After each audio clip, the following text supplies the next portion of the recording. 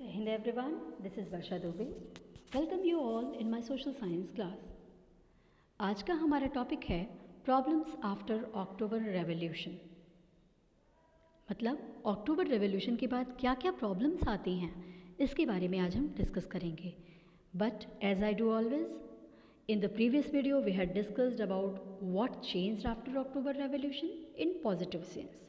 पिछले वीडियो में हमने क्या पढ़ा था कि अक्टूबर रेवोल्यूशन के बाद क्या पॉजिटिव चेंजेज आते हैं, मतलब क्या सकारात्मक परिवर्तन आता है, ये तो हमने डिस्कस कर लिया। But it had some negative influence also. इस रेवोल्यूशन का कुछ नेगेटिव इफेक्ट भी पड़ता है। And everything that happened was not so smooth, there were some problems. ऐसा नहीं था कि अक्टूबर रेवोल्यूशन हो गया तो सारी चीज़ें जो हैं बिल्कुल आराम से हो गई, सब कुछ अच्छा हो गया। अभी भी कुछ प्रॉब्लम्स थी।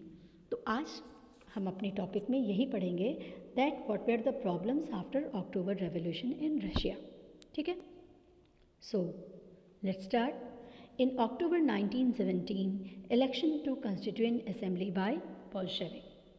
देखिए, बोल्शेविक कंडक्टेड इलेक्शन, है ना, बोल्शेविक जो है वहाँ पे इलेक्शन कराते हैं। अगर मैं आपको याद दिलाऊं that people done February revolution for demand of a constitutionary system, या फिर हम कह सकते हैं constituent assembly which could run the nation democratically. लोगों ने फेब्रुवरी रेवोल्यूशन किया क्यों था? क्यों?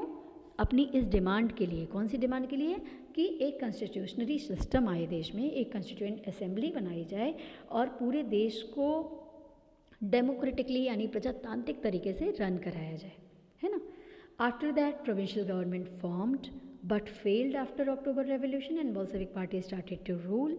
फेब्रुवरी रेवोल्यूशन के बाद प्रोविंशियल गवर्नमेंट बनती है लेकिन वो फेल हो जाती है, और अक्टूबर रेवोल्यूशन होने के बाद बोल्शेविक पार्टी जो है वो रूल करना शुरू करती है। Now Bolshevik party was over confident. Bolshevik party के साथ क्या प्रॉब्लम आती है? वो ओवर कॉन्फिडेंट हो जाती है that if election held they would definitely win. उनको ऐसा लगता है कि चलो इलेक्शन कराते हैं, अगर इलेक्शन होता है तो डेफिनेटली इसमें तो हम ही जीतने वाले हैं। बट उनका ये सोचना गलत था, है ना। But they fail to gain majority support, है ना। अभी आपको ये जो 2 पॉइंट मैं पढ़ा रही हूँ उसको डील करती हूँ। एक चीज़ और है, Lenin dismissed he argued the assembly was elected in uncertain condition and Russian Congress of Soviet was more democratic. इसको समझते हैं। देखिए, now the conflict between assembly and Bolshevik party can be noticed clearly. Bolshevik party के बीच में और जो assembly बनी थी उनके बीच में हमें कॉन्फ्लिक्ट आसानी से एकदम क्लियर दिख रहा था। Assembly rejected all the steps taken by the Bolsheviks. जितनी बातें बोल्शेविक पार्टी कह रही थी उन सबको असेंबली जो है वो नकारती चली आ रही थी।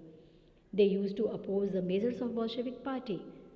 Eight last Lenin dismissed the assembly and given the reason the formation of assembly was done in an uncertain condition. जब असेंबली बोल्शेविक पार्टी के खिलाफ चलती है तो लेनिन क्या करते हैं? उसको डिसमिस कर देते हैं, है ना, और एक नई असेंबली बनाते हैं। और he told that meetings of all Soviets were more democratic in comparison of constituent assembly. वो कहते हैं कि नहीं, ये जो असेंबली बनी थी ये अनसर्टेन कंडीशन में बनी थी, जल्दीबाजी में बनी थी, और meetings of the all Soviets were more democratic. जो सोवियट्स के थ्रू हम काम कर रहे हैं मीटिंग्स करके, वो कॉन्स्टिट्यूएंट असेंबली के कंपेरिजन में कहीं ज़्यादा प्रजातांत्रिक है, कहीं ज़्यादा डेमोक्रेटिक है। ही डिज़ोल्व द कॉन्स्टिट्यूएंट असेंबली, और इस तरीके से वो जो कॉन्स्टिट्यूएंट असेंबली है उसको डिज़ोल्व कर देते हैं। फिर क्या होता है? Despite opposition in March 1918 Bolshevik made peace with German at Germany Brest Litovsk. देखिए, the opposition didn't wanted to had peace treaty with Germany. जो अपोजिशन पार्टी थी वो जर्मनी से बिल्कुल समझौता करने को तैयार नहीं थी। There was a point in April thesis कि war to be brought an end. हालांकि अप्रैल थीसिस का पहला ही सिद्धांत ये था कि युद्ध को ख़त्म किया जाना चाहिए। तो a peace treaty was signed between Germany and Russia at city of Brest Litovsk, है ना। यहाँ पे एक पीस ट्रीटी सिग्नेचर होता है एक समझौते पे जिसमें जर्मनी और रशिया के बीच में नेगोशिएशन होता है पीस ट्रीटी पर, और जो अपोजिशन पार्टी थी वो ये नहीं चाहती थी, है ना। फिर है, over the period of time Russia become one party state. Now gradually, धीरे धीरे, there was the only dominance of Bolshevik party. Russia one party system वाले स्टेट हो जाता है और वहाँ पे केवल एक पार्टी जो है डोमिनेट करती है, वो होती है Bolshevik party. Trade unions were kept under control, secret police. देखिए, the secret police Cheka first and later, यहाँ पे रशियन लैंग्वेज में इसको बोलते हैं the secret police Cheka first and later OGPU and NKPD punished those who criticized the Bolsheviks। वहाँ की language में नाम था ये, है ना। तो सीक्रेट पुलिस रखती है, ट्रेड यूनियंस जो हैं वो कंट्रोल में हो जाते हैं बोल्शेविक पार्टीज़ के। और ये जो सीक्रेट पुलिस होती थी ये किसको पनिश देती थी? Those who criticise the Bolsheviks, punish करती थी उनको जो कि बोल्शेविक पार्टी को क्रिटिसाइज करते थे। All the step taken by Bolsheviks was creating tension among the Russian society. तो ये जितने भी स्टेप्स बोल्शेविक पार्टी उठा रही थी, इससे क्या हो रहा था कि रशियन सोसाइटी में टेंशन का एक एटमॉस्फेयर क्रिएट हो रहा था। Now Bolshevik party was in power and the steps taken by them creating tensions among the Russian society. क्योंकि वो पावर में थी इसलिए अपनी मनचाहे तरीके से काम करने लग जाती है। Peoples, writers and artists joined and supported Bolshevik because they stood for socialism and change. But many became disillusioned because of the censorship of the party and arrest. देखिए, people joined the Bolshevik party because they expected, लोगों ने इस उम्मीद से Bolshevik party को join किया था that they would bring change against the provincial government, कि वो प्रोविंशियल गवर्नमेंट के खिलाफ चेंजेस लेके आएंगे। But many become disillusion, disillusion मतलब एक तरीके से कहते हैं कि डिस्ट्रैक्शन हो जाना, मतलब मोह भंग हो जाना। Later Bolshevik use to ban so many things, they apply censorship and work through secret police which disappointed the people. बाद में बोल्शेविक पार्टी इस तरीके से काम करती है, कई चीज़ों पे बैन लगा देती है, सेंसरशिप लगा देती है। उनकी सीक्रेट पुलिस जो है, सीक्रेट पुलिस सप्रेशन का काम करती है, जो लोग उनको क्रिटिसाइज़ करते हैं।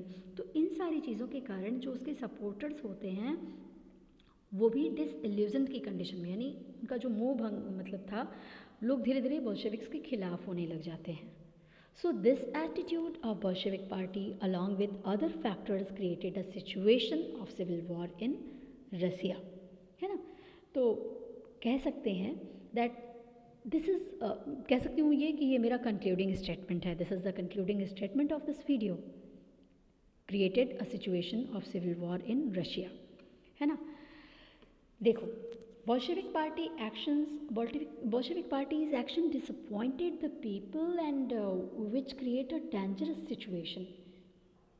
बोल्शेविक पार्टी का जो काम करने का तरीका था रशिया में टेंशन का माहौल क्रिएट कर देता है, डेंजरस सिचुएशन लाके खड़ा कर देता है, जिससे क्या होता है, व्हाट इज़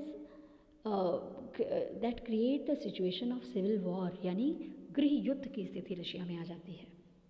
अब ये गृह युद्ध क्या है, व्हाट इज़ सिविल वॉर, है ना, कैसे हुआ, we will discuss all this in next video.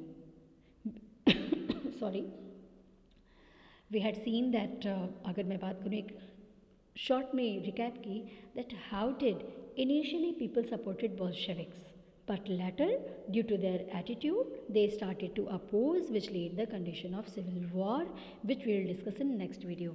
हमने ये देखा कि कैसे बोल्शेविक को सपोर्ट करने वाले जो होते हैं उनके एक्शन, उनके एटीट्यूड को देख करके धीरे धीरे उसको अपोज करने लग जाते हैं और इस तरीके से रशिया में सिविल वॉर की कंडीशन आ जाती है।